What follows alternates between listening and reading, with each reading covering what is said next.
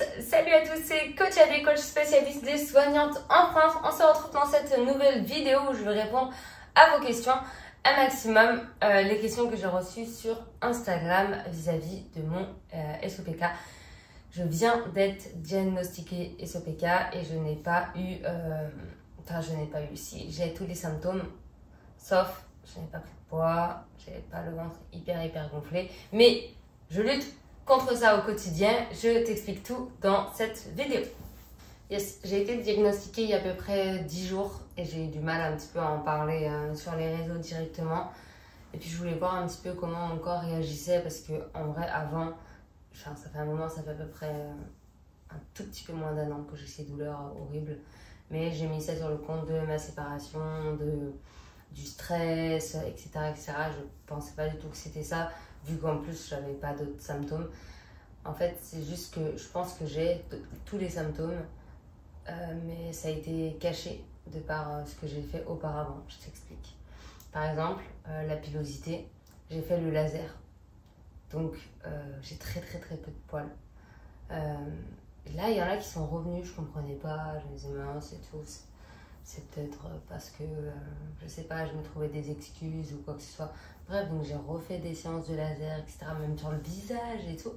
Je me disais, mais c'est quoi? Peut-être c'est ma protéine, peut-être... Bref, je savais pas ce que c'était.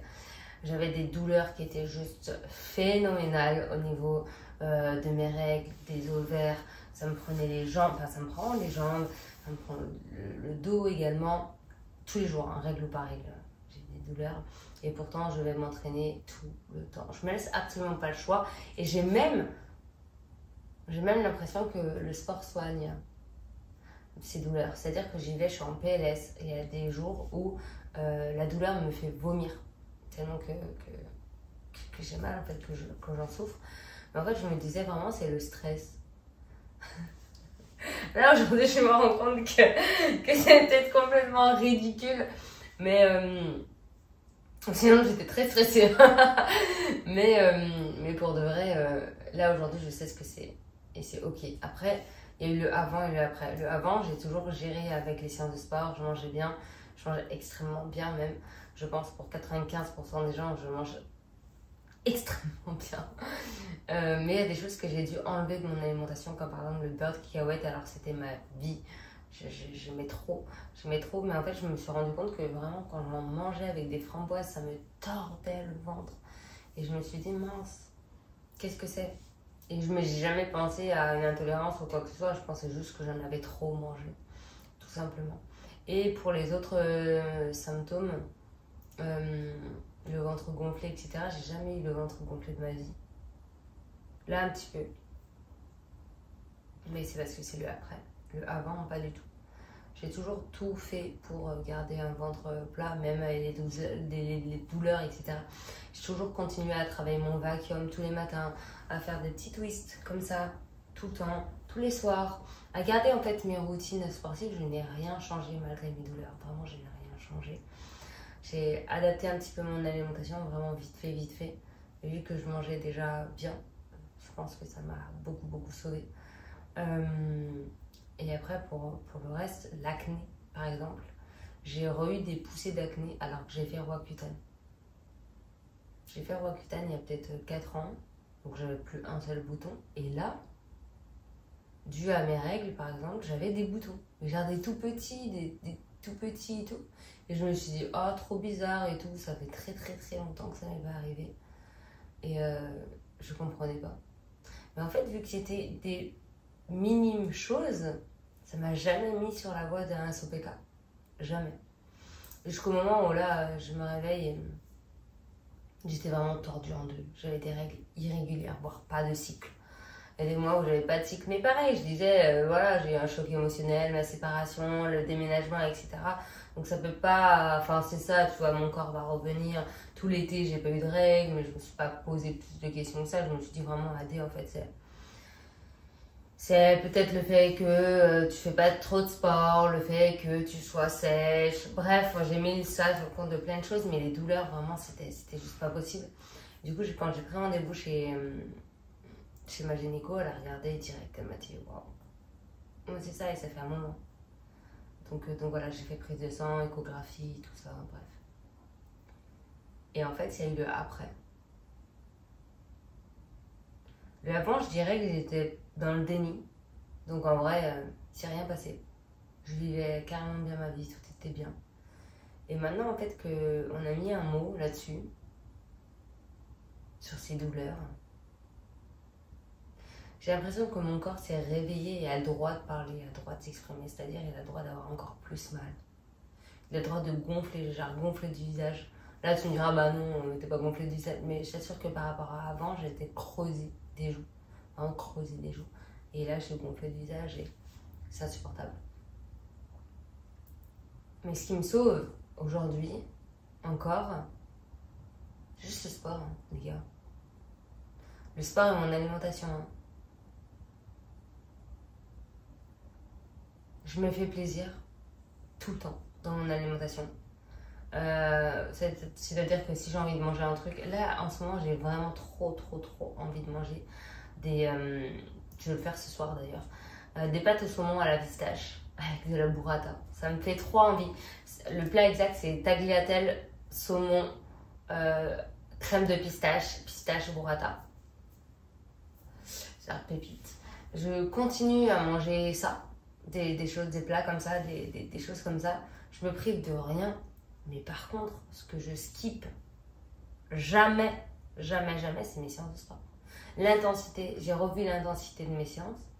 Et mes séances de sport, douleur ou pas douleur, j'y vais. Il y a des fois où j'ai du mal à sortir de mon lit, je suis pliée en deux tellement que ça me fait des douleurs en bas du dos.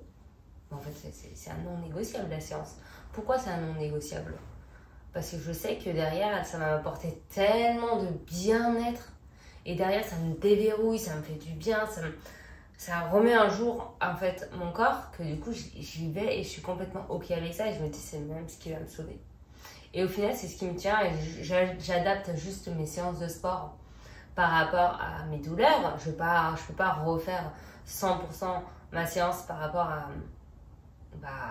quand j'ai pas mes règles, par exemple. Mais j'y vais. Parce que c'est ce qui me tient et c'est ce qui me sauve. Parce que je pense que plus tu te dis et tu te catégorises, tu te mets dans cette catégorie de moi je peux pas parce que j'ai un SOPK, et ben en fait plus tu t'enfonces toute seule. Alors que si tu dis oui j'ai ça, ok j'accepte, c'est un fait, mais par contre je dois me bouger le cul, bah comme par hasard, c'est ok. Donc moi aujourd'hui si je prends pas de poids et si je me sens pas plus ballonnée que ça, là je me sens ballonnée, pour de vrai. Mais c'est le après. Le corps, il a répondu le après, c'est bon, t'as le droit d'avoir mal, t'as le droit d'avoir des ballonnements. Et non, en fait, moi je refuse. J'accepte ce syndrome, parce qu'en fait j'ai pas le choix et que c'est complètement ok pour moi. Par contre, je le vois vraiment comme un nouveau challenge. C'est le challenge que j'accepte qu'on me met dans la vie et j'accepte de le relever. Et c'est ok. Et je suis prête à te prouver aujourd'hui que même avec un SOPK, bah en fait tu peux te sentir bien. Tu peux être fit, tu peux te sentir bien, tu peux te sentir belle, tu peux atteindre tes objectifs. C'est pas un frein, c'est comment tu perçois les choses. Est-ce que tu as envie que ce soit un frein à ta vie? Oui. Ou est-ce que tu as envie de prendre comme un challenge et te dire ok j'ai ça, ok c'est un fait. Mais qu'est-ce que j'en fais de cette information et qu'est-ce que j'en fais? Est-ce que c'est le SOPK qui drive ma vie ou c'est moi qui drive le SOPK? C'est comment tu perçois les choses. Et moi aujourd'hui je suis ok avec ça. Mais je suis ok que c'est moi qui commande quand même. Et je suis ok que même si j'ai des douleurs, je vais à la salle. Et il y a un truc qui m'aide aussi, c'est complément alimentaire. Complément alimentaire, ça m'a beaucoup aidé. Je prends de la vitamine E et ça m'aide vachement. La vitamine, enfin toutes sortes de vitamines, mais la vitamine E, elle me fait beaucoup de bien. En fait, c'est apprendre à faire avec et ne pas se laisser aller pour autant. Ne pas se cacher derrière cette excuse en fait. C'est pas une excuse. Hein. Pour moi, c'est absolument pas une excuse. T'as ça, ok, t'as ça. Il y a quelqu'un d'autre qui a autre chose, tu vois. Et c'est pas pour autant que tu dois rester sur ton canapé et te plaindre et à dire j'ai mal. On a tous mal quelque part. Et c'est complètement ok pour moi. Donc oui, ça faisait très longtemps que j'attendais qu'on me dise il y a vraiment quelque chose, que ces douleurs ne sont pas normales. Il y a des fois où quand même, je veux pas te mentir, et il y a des fois où je veux pas à l'entraînement parce que je suis en PLS. Mais je sais pas ce qui me fait le plus mal. De rester dans mon canapé en boule, à me raconter des histoires et à me dire ah, les drames, à souffrir. Ou la douleur de l'entraînement et me dire vas-y, let's go, on y va. En fait, c'est quel est le prix de la douleur que tu veux payer en fait. Et moi, j'accepte pas le fait de pas être bien dans mon corps.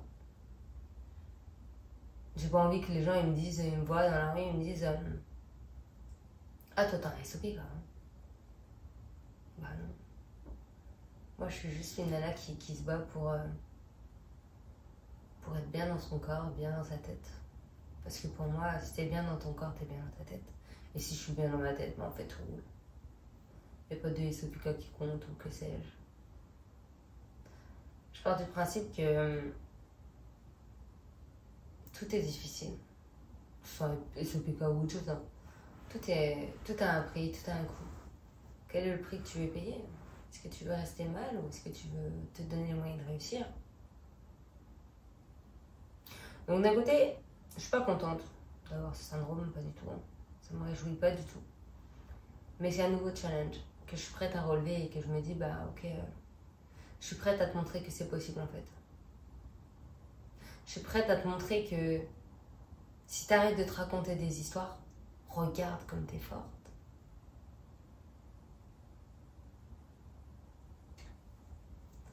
Voilà, alors si toi aussi t'as SOPK, ou si toi aussi t'as de l'endométriose ou que sais-je, ou des douleurs juste pendant tes règles, tes cycles, ou avant, après, ou tu voulais juste écouter cette vidéo pour te remotiver un petit peu dans tes objectifs, sache que tout est possible. Moi aujourd'hui j'encadre des élèves qui sont pas forcément atteints de SOPK, pas du tout. Parce que moi j'ai appris que très récemment, donc je ne veux pas me spécialiser là-dedans, mais je veux partager mon expérience avec grand plaisir. Mes élèves ont un emploi du temps overbooké, ont des douleurs, des enfants, d'autres choses qui font que parfois l'entraînement c'est difficile. Donc en fait c'est difficile pour tout le monde, peu importe le syndrome ou l'emploi du temps ou les choses que tu te racontes. C'est difficile parce que tu acceptes tes excuses. Sinon pour de vrai c'est pas difficile, tu t'organises. T'as toujours une pause le temps de midi, t'as toujours peut-être le matin, si t'es du matin, peut-être le soir, si t'es plutôt du soir. Bref, t'as toujours un jour off, personne ne travaille 24 heures sur 24, 7 sur 7, d'accord. On a toujours un peu de temps, que ce soit à la maison ou à la salle, on peut se dégager du temps pour atteindre ses objectifs et pour se sentir bien. Donc si toi aujourd'hui tu veux te sentir bien dans ton corps, let's go. En tout cas, je me ferai un plaisir de répondre à toutes tes questions, si tu en as, en dessous de cette vidéo, et de partager ton expérience. Voilà, et je te dis à très vite dans une nouvelle vidéo YouTube. Bye.